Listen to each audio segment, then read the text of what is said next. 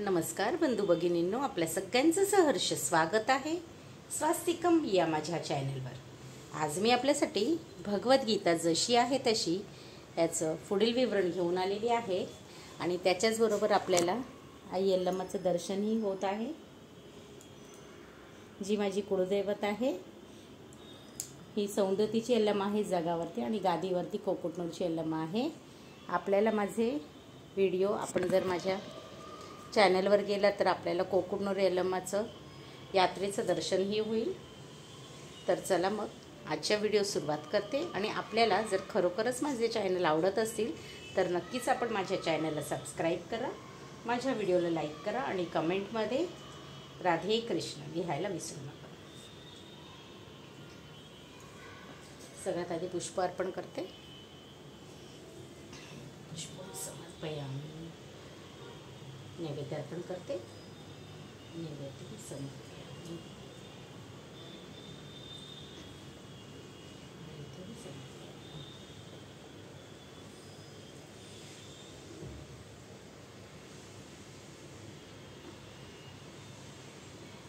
हरे कृष्ण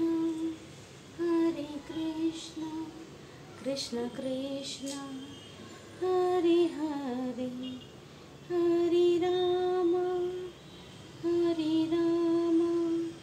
राम राम हरे हरे, हरे कृष्ण कृष्ण कृष्ण।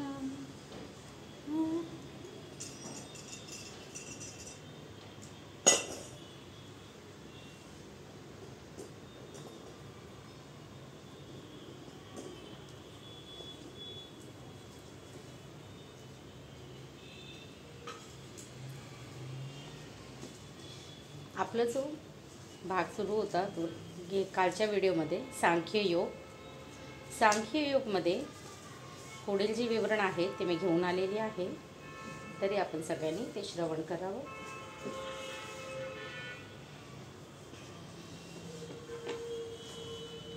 हा चॅनल ॲक्च्युअलमध्ये माझा जो बनवायचा एक उद्देश होता तोही हाच होता की जी लोक आहेत ते वाचू शकत नाही त्या लोकांना हा व्हिडिओ ऐकून, आता बरेच जण आहेत ज्यांनी शिक्षण नाही घेतले, मे बी तुमची आजी आजोबा किंवा काही लोकांचे आई वडीलसुद्धा, किंवा ज्यांना वाचताच येत नाही आहे, तर त्या लोकांपर्यंत हा व्हिडिओ पोहोचावा हाच माझ्या चॅनलचा उद्देश होता। आणि त्याच्यासाठीच मी ही भगवद्गीताचं आता घेतलेलं आहे, कारण आपल्याला बरेच साऱ्या व्हिडिओमध्ये भगवद्गीता बघितली असतील आपण यूट्यूबवरती, पण हे जे आहे ते आपल्या सगळ्यांनाच माहिती आहे। हा व्हिडिओ जो आहे तो स्वामी प्रभुपाद जे आहेत, जे इस्कॉनचे आहेत, तर त्यांनी ही भगवद्गीताची हे जी भगवद्गीता आहे तिकडची आहे, तर ह्याचं मी त्याच्यासाठीच वाचन करत आहे की ज्या लोकांचं शिक्षण नाही झाले आणि ज्यांना वाचता नाही येते त्या लोकांना वाचून ह्याचा गीतेचा लाभ होईल, कारण जितकं महत्त्व पठणाला आहे तितकं श्रवणालाही आहे।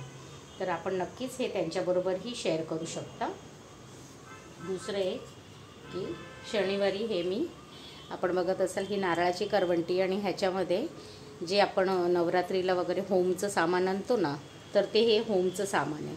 ते करवंटी जाळून मी त्याच्यावरती ते होमचं ची जी पावडर असते ज्याच्यामध्ये सगळं वेलचीपासून सगळ्याच गोष्टी मिक्स असतात, जे आपण नवरात्रीमध्येच हवन करतो, तर ते मी ह्याच्यावरती ठेवून पूर्ण घरामध्ये फिरवते, जेणेकरून आपल्या घरात काही नेगेटिव्हिटी असेल, बऱ्याच वेळेला असं होतं ना आपल्या घरामध्ये काही नेगेटिव्हिटी आहे आणि आपल्याला काहीतरी त्रास होते, तर आपण हे जर केलं, होम एक प्रकारचं होमच आहे हे जर घरी केलं तर आपल्या घरामध्ये पॉझिटिव्हिटी होते आणि हे आपण पूर्ण घरामधून 3 वेळा जर फिरवलं तर आपल्या घरामध्ये नक्कीच पॉझिटिव्हिटी येते। तर चला मग आजच्या व्हिडिओ सुरुवात करते।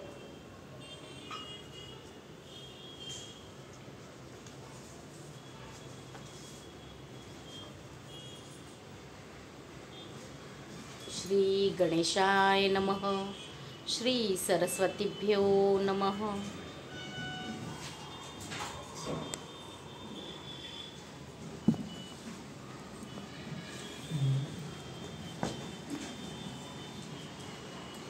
अच्छेद्यो यम दाह्यो यम क्लेद्यो शोष्य एवच नित्यः सर्वगतः स्थानंदुरुचल इस्य सनातन।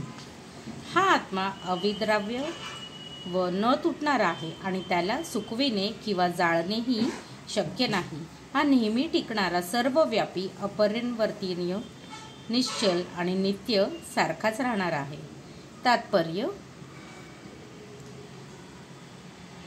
अनुरूप आत्म्याचे हे सर्व गुणधर्म निश्चितपणे सिद्ध करतात की जीवात्मा हा परमात्म्याचा नित्य अनुरूप अंश असतो आणि त्यात काहीही बदल न होता तो नित्य अनुरूप अंशच राहतो. या बाबतीत अद्वैत सिद्धांत लागू करणे फार कठीण आहे, कारण स्वतंत्र जीवात्मा कधीच एकजिन्सी होऊ शकत नाही. भौतिक दोषांपासून मुक्त झाल्यावर अनुरूप आत्मा भगवंतांच्या दिव्य तेजोमय किरणांमध्ये आध्यात्मिक स्फुलिंग म्हणून राहू शकतो. परंतु हे बुद्धिमान जीवात्मे असतात ते भगवंताच्या सानिध्यात राहण्यासाठी आध्यात्मिक लोकांमध्ये प्रवेश करतात. सर्वगत, सर्वव्यापी हा शब्द महत्त्वपूर्ण आहे, कारण भगवंतांच्या संपूर्ण सृष्टीमध्ये जीवात्मे आहेत. ही गोष्ट निश्चय आहे. ते भूमीवर, पाण्यामध्ये, हवेमध्ये, पृथ्वीच्या पोटात आणि अग्नीमध्येही राहतात. अग्नीमध्ये जीवात्म्याचे निर्जीवकरण होते हा सिद्धांत मान्य करता येत नाही. या ठिकाणी स्पष्टपणे सांगण्यात आले आहे की आत्मा हा अग्नीद्वारे जाळला जात नाही. म्हणून ही गोष्ट निसंशय आहे की सूर्यग्रहावरही तेथे राहण्यास योग्य अशी शरीरे असले जीवात्मे आहेत. जर सूर्यगोलावर वस्ती नसती तर सर्वगतः हा शब्द अर्थहीन झाला असता. अव्यक्तो यम चिंत्यो यम विकार्यो यम इच्युते तस्मादैव विदित्वैन नानुशोचितुमहसी. हा आत्मा अदृश्य, कल्पनातीत आणि अपरिवर्तनीय आहे असे म्हटले जाते. हे जाणून तू शरीरबद्दल शोक करू नकोस. तात्पर्य: पूर्वी वर्णिल्याप्रमाणे भौतिक वर्णनेनुसार जीवात्मा इतका सूक्ष्म आहे की अतिशक्तिशाली सूक्ष्मदर्शक यंत्रातूनही त्याला पाहणे शक्य नाही. यास्तव त्याला अव्यक्त म्हटले जाते. आत्म्याच्या अस्तित्वाविषयी विचार केला तर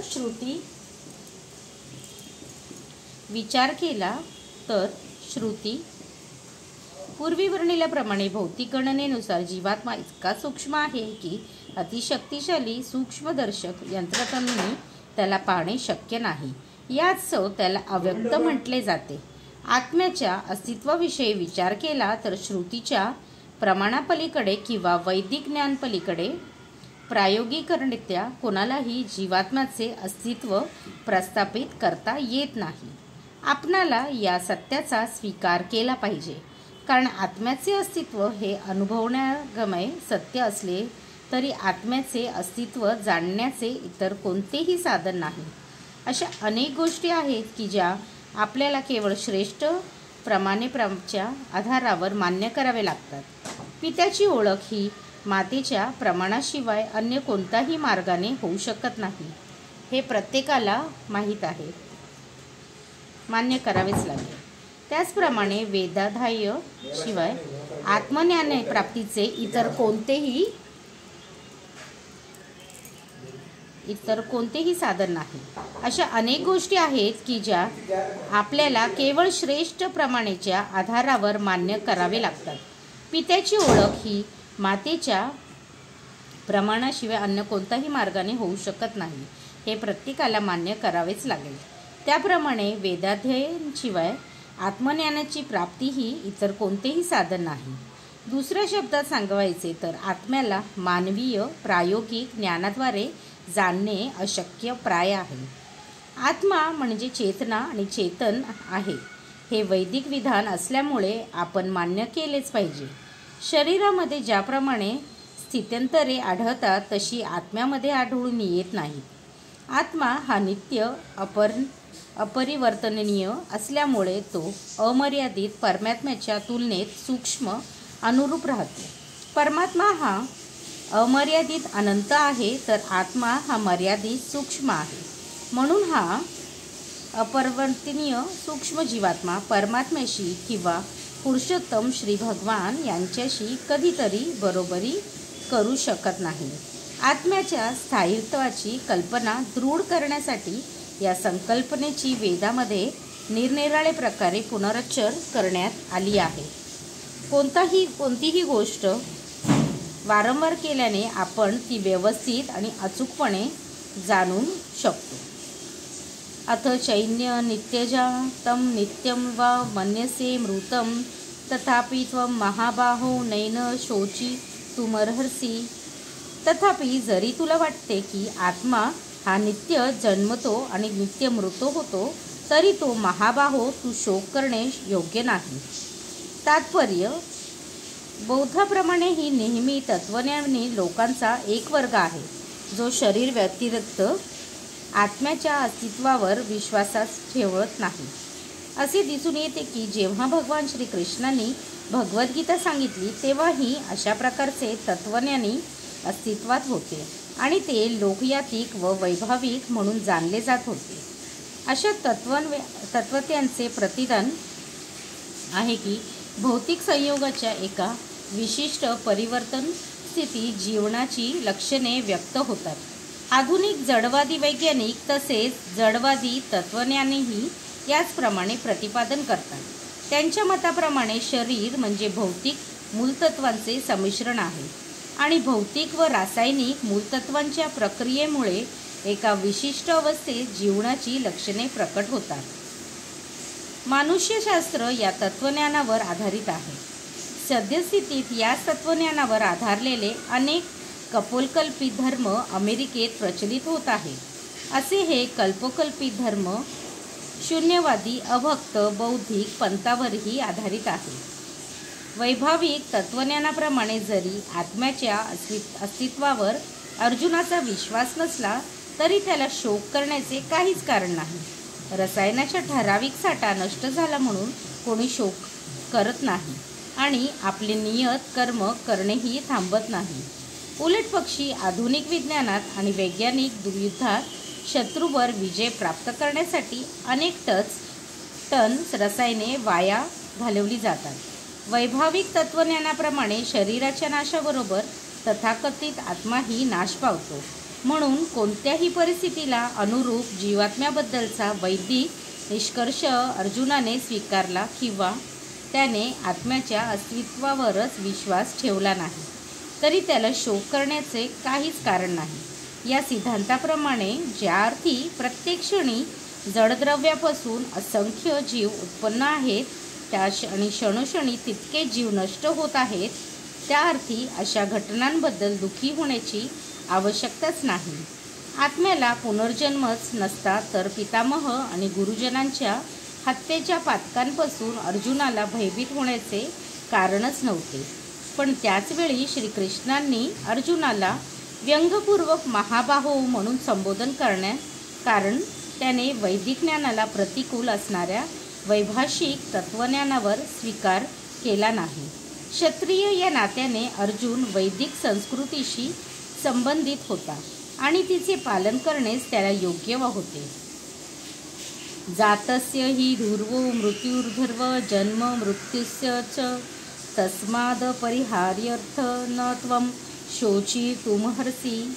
जो जन्मला आहे त्याचा मृत्यू निश्चित आहे आणि जो मृत झाला आहे त्याचा जन्म निश्चित आहे. म्हणून तुझ्या अपरिहार्य कर्तव्यपालनात तू शोक करणे योग्य नाही. तात्पर्य, मनुष्याला आपल्या आयुष्यातील कर्मानुसार जन्म घ्यावाच लागतो आणि अशा कर्मात एका कालावधी संपला की दुसऱ्या कालावधीसाठी त्याला पुन्हा जन्म घ्यावा लागतो. या प्रकारे जन्म आणि मृत्यू यांचे चक्र मोक्षाच्या अभावी एकामागून एक फिरत राहते. अनावश्यक खून, हत्या आणि युद्ध या गोष्टी जन्ममृत्यूच्या या चक्रामुळे समर्थनीय ठरत नाहीत.